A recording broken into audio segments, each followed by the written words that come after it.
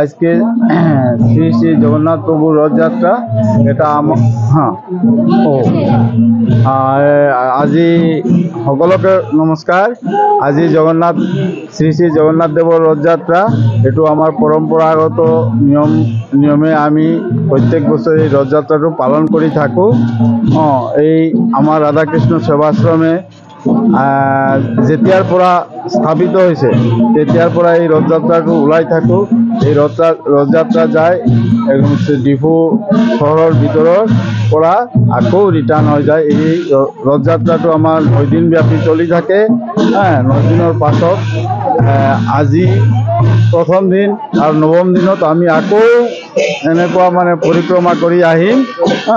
আমাৰ এই 9 দিনৰ ভিতৰত আমাৰ মন্দিৰতে ডেইলি ভোগ দিয়া হয়, যেনেকা পুৰীৰ জগন্নাথ মন্দিৰত দেয়া হয় তেনেকুৱাই আমাৰ এই উৎসৱটি পালিত হয়। এইটো যুগ যুগ ধৰি এইটো পালিত হৈ আছে, চলি থাকে। আশা কৰোঁ কি মেছেজটো হৈছে কি এই আজিৰ ৰথযাত্ৰাৰ মাধ্যমে আমাৰ সনাতন ধৰ্ম যাতে সকলেই হৰিৰ নাম সংকীৰ্তন কৰে নিজৰ আত্মাকে মানে পৰিষ্কাৰ কৰিবলৈ